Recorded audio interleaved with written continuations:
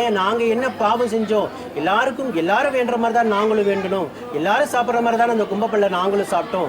ஏன் அம்மா எங்களை சோதிக்கிறாங்க அப்படின்னா, நீங்கள் முன்ஜென்மத்தில் என்ன பாவப்பிணி செய்தீங்களோ, உங்கள் முன்னோர்கள் என்ன பாவ கணக்கு செய்தாங்களோ, நீங்கள் அம்மா கிட்ட வந்து கையேந்தி மடியாந்தி கண்ணீர் சிந்தி நிற்கும் போது அம்மா உங்களுக்காக வாதாடுவாங்க.